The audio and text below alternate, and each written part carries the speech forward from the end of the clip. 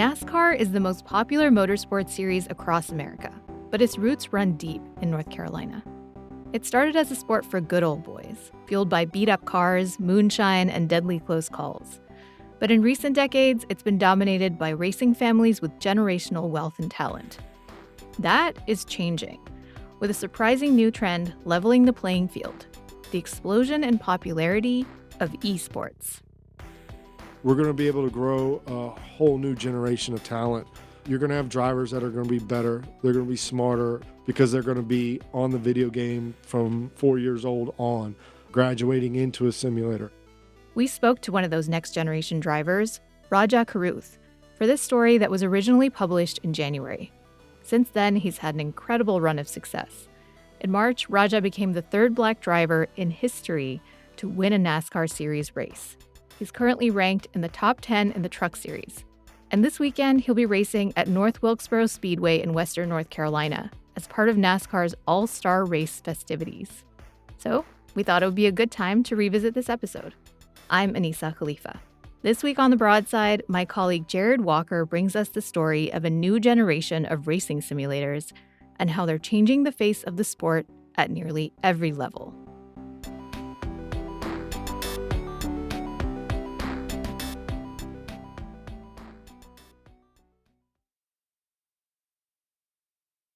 Jared, are you a racing fan? No, I am not. But you've got gearheads in your family, right? I do, yeah. My uncles and my brother are all really into cars. I actually have one uncle who built a Mustang in the garage, rebuilt it when he was 16. And ever since then, he's just been tinkering with one car or another. So I grew up around cars, played some racing games back in the day because anything my brother did, I had to try at least once. Of course. And it's fun. Well, I don't have that connection. I own a car, and that's about the extent of my knowledge. So what got you interested in a story about racing then? There was a movie that came out last summer called Gran Turismo.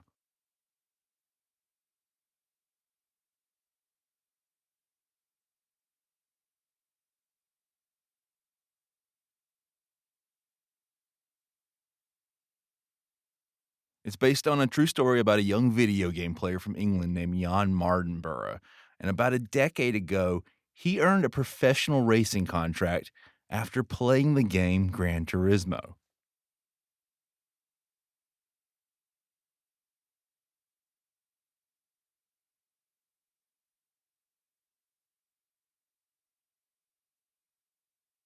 I love an underdog story, so I got really fascinated by this concept.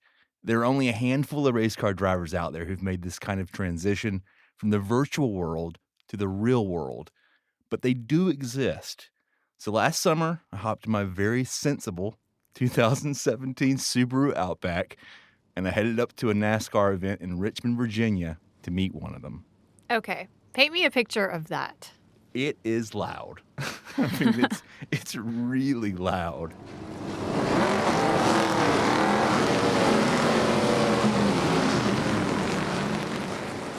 Richmond Raceway is this massive concrete oval surrounded by stands that can seat nearly 50,000 people. I was there for the qualifying round, which happens on the day before the race, so it was basically empty, except for a few dozen crews working on their cars on pit row. And that's where I met a 21-year-old driver competing in the NASCAR Truck Series.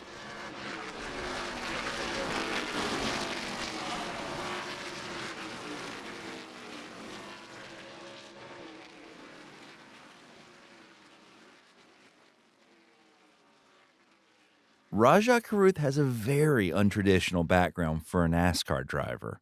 Most of his peers are white, and a lot of them come from racing families. They have these long lineages, and many of them have roots in the South. In contrast, Rajah is one of the only black men on pit row.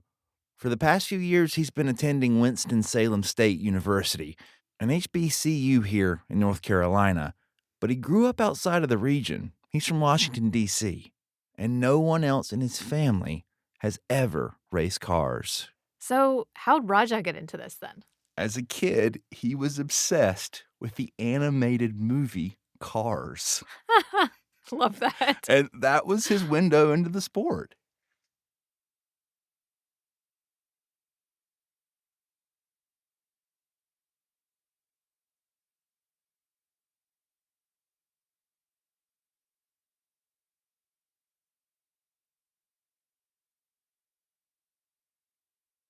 Starting at 17 put him at a tremendous disadvantage. Most of his competitors began organized racing with go-karts when they were 6 or 7 years old. That's a big gap. So, how did he get his break? It was via a hyper-realistic simulator game called iRacing.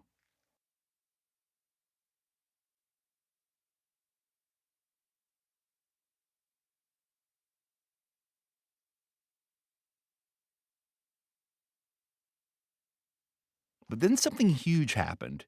When Rajah was a sophomore in high school, another iRacer named William Byron signed a NASCAR Cup Series contract to race real stock cars at the highest level of the sport.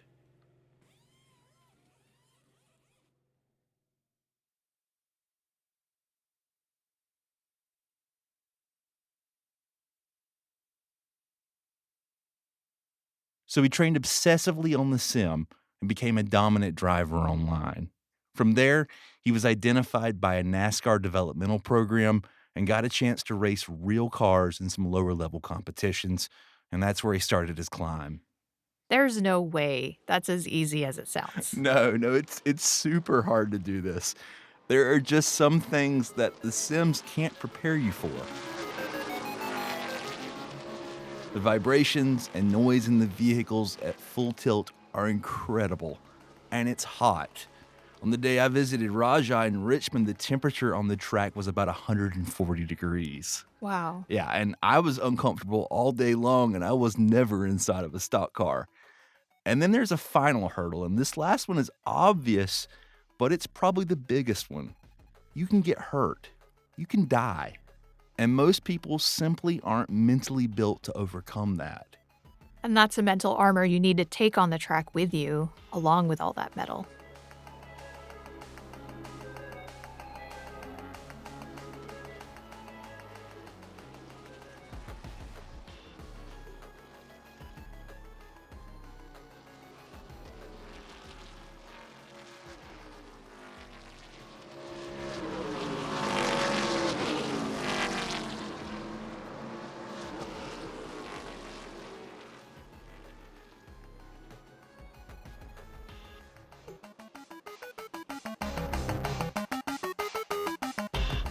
How is it even possible to go from playing a video game in your house to racing professionally in the real world? Yeah, I spoke with Steve Myers about this. He's an executive at iRacing, and he says motorsports are truly unique. There isn't really a sport that I can think of that more closely represents the real action to the virtual one, where you could play a video game or a simulation and do all of the same actions that you would in the real world. It's not like soccer or football, where esports and real sports are totally separate concepts. Like, there's no way that you could really be good at a video game like Madden and then translate that skill set into becoming a real NFL quarterback. But in a virtual world like iRacing, You're using the same hand inputs, you're using the same foot movements, all of the same mechanical functions that you have to race in the real world, you're doing in the sim as well. Steve says developers have spent decades improving the graphics and the code in these games, and they've gotten to a point where it's pretty close to the real world physics of a race. Okay, but even if the car in the game handles the way a real car would, a computer can't simulate how it feels to be hurtling along a racetrack at 200 miles an hour. Yeah, but to heighten the realism, gamers are investing in rigs that include physical things like steering wheels, pedals, and gear shifts that help them replicate the feeling of driving a real car. It's what you want to make of it, and that's what's great about this as a hobby. You know, I've seen people spend $100,000 on full motion rigs. You know, you feel like you're spinning in a real car because the whole machine moves. But the vast majority of our customers buy just a regular retail steering wheel and pedal set that you can get at Best Buy or Amazon or anywhere, and you just plug it into your PC, and those, you know, are anywhere from $200 to $300 typically, and you're literally racing within 30 minutes. And while $300 may not be cheap, it's pretty economical for race car driving. It can cost $15,000 a year to race a car at the lowest level of the sport, and you're eventually going to get into a wreck. You know, you wreck a race car and you bend a frame, you're not putting that car back on track again. So again, you're talking now at $10,000 or $15,000 at the most basic level to be able to get a car back on track again. And that's just not realistic for 99% of the people in the world. This all sounds kind of revolutionary. It is. I mean, it's broken down these huge barriers to entry for drivers. And Steve says it's part of a generational shift at nearly every level of NASCAR. I can't see a time now going in the future where that's not going to be the case, because this really is, especially with the direction that the sports are going, this is the only way for people to train.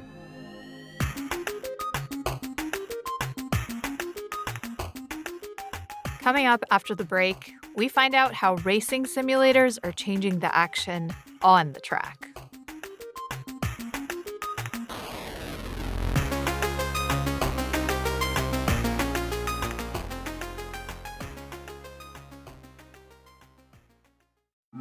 I'm Anita Rao, host of the weekly podcast Embodied.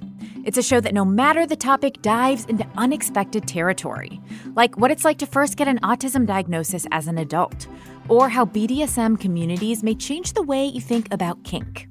You'll meet folks who aren't afraid to question what we think we know about intimacy, and who have some fascinating stories to share about their relationships. Listen to Embodied and let's take on the taboo together.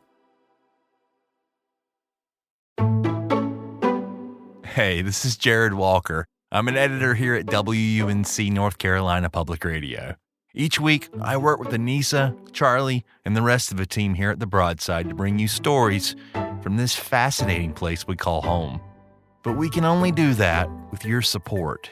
So if you've enjoyed the reporting and original stories you've heard in the podcast, please donate by clicking the link in this week's episode description, or go to WUNC.org and click the donate button at the upper right-hand corner of the page. Thank you so much. Okay, now let's get back to the show.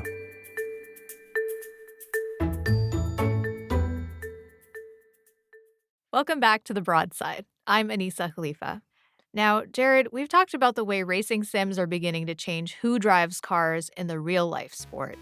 But that's not the main audience for these games, is it? No, it's kind of an unintended consequence. They make these games primarily for gamers, and it's a massive audience.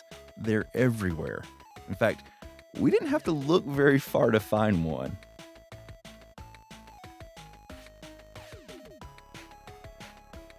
Al Wadarsky is one of the audio engineers here at North Carolina Public Radio. Love Al. Had no idea he was a gamer. Yeah, and he plays Gran Turismo.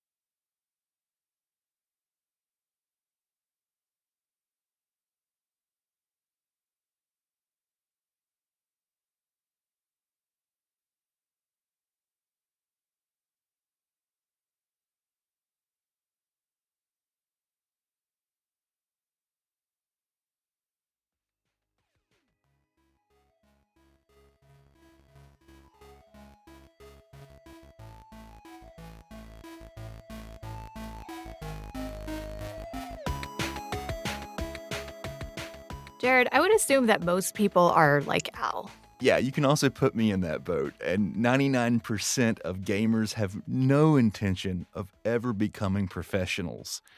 I chatted with NASCAR's director of gaming and esports, a guy named Ray Smith, and he says that they see this stuff as an outreach tool. Casual gamers are potential NASCAR fans, and they think sims are a gateway into the sport. It gives them a sense of what the driver's going through. So I always say, you jump on a sim and then you go to the race or you watch the race.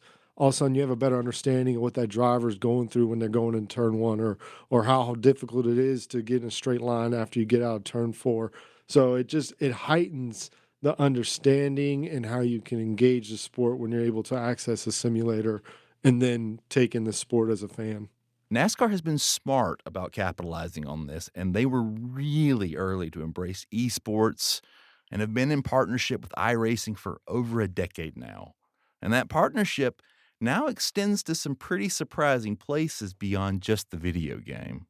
In the past couple years, they've been called on by several groups to build tracks or resurface tracks and get that design right before they go to it in real life. So they're building virtual prototype tracks and then testing them with sim drivers. Yeah, and the goal is to make sure that they're safe and entertaining before NASCAR spends millions of dollars building them. They recently did this for a road race that was held in one of the busiest cities in the world. In less than 24 hours, history will be made in Chicago as NASCAR takes over some of the city's busiest streets. CBS 2's Noel Brennan is live in Grant Park with excited fans. iRacing went out in 2020 and scanned downtown Chicago to start developing this idea. Like, I don't know what goes into inventing a new race in a downtown area, but I couldn't imagine doing it without iRacing, without testing it.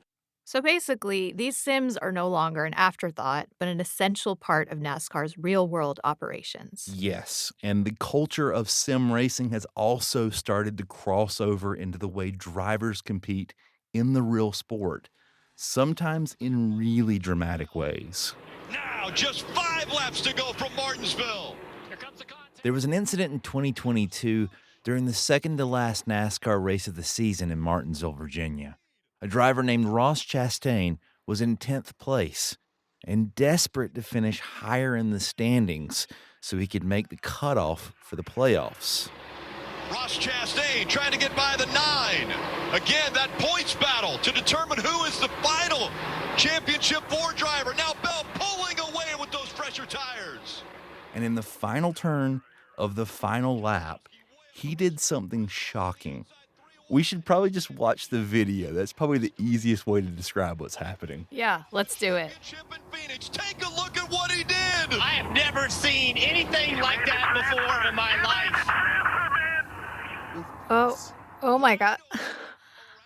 Wow. So instead of braking like everyone else in the turn, he slams into the side of the wall at full speed, destroys the side of his car, and blows past 5 other drivers to finish in 5th place. Car's on fire. Complete side of the car is just gone. Like Smoke everywhere. smoke everywhere. Wow. Did he do that on purpose? Yeah, it's a thing called the wall ride. So the wall ride, in video game land, you put your car right up against the wall and just gas it. It's like getting on a roller coaster and controlling the speed. So you're really not turning it too much. You're really just hoping that the car matches the wall and it's a clean ride and you can just shoot around the corner at speeds that just don't really work. Because usually when you're at a Bristol or Martinsville or Richmond, you're breaking down to 50, 60 miles per hour to get around that corner. What Ross did was just gas it and go speeds that you're not supposed to go around corners at that speed. And that's why that move's outlawed now. And look at the right side of the car. It's destroyed. Always frowned upon in video games to do that and never thought it could be done in real life. And Ross Chastain pulled off one of the most iconic moves in motorsports. It almost doesn't look real. He's going It so doesn't. fast. Look at this. You said it looks like a video game. It doesn't look real. He's going so fast.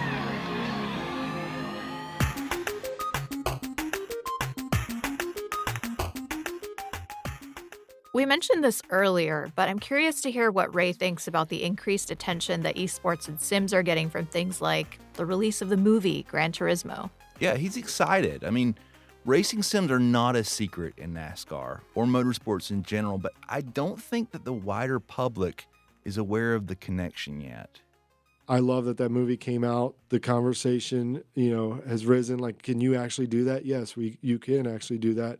And that's a true story. And we have other true stories of people that aspire to be professional drivers starting that journey in the video game. And those skills actually make it all the way through to when they become professional drivers. Jared, do you buy that? Can anyone, you or me or Al, do that? Or do you need to be born with some kind of special ability? That is the $1 million question, right? That's kind of what I wanted to find out when I started researching this. and I don't think I can definitively answer it myself. But I did ask Rajah Caruth. He's the young NASCAR driver who I hung out with in Richmond. There's probably nobody more qualified on the planet to answer that question than him.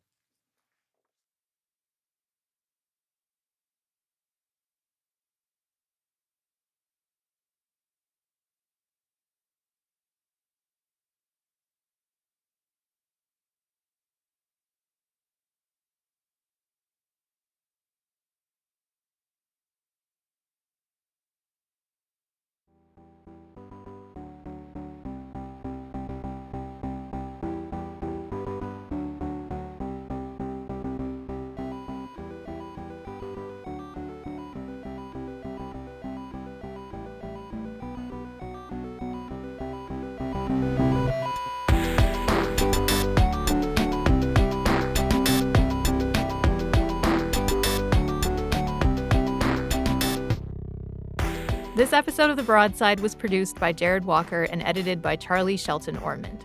Al Wodarski was our audio engineer and also showcased some incredible video game moves. Sean Rue provided additional audio support. A big thank you goes out to the folks at NASCAR and especially Matt Humphrey for his help during NASCAR race weekend in Richmond. Special thanks also to Eric Teal and WFAE in Charlotte for technical assistance. The Broadside is a production of North Carolina Public Radio, WUNC. You can email us at broadside@wunc.org. If you enjoyed the show, leave us a rating, a review, or tell a friend to tell a friend. I'm Anissa Khalifa. Thanks for listening, y'all. We'll be back next week.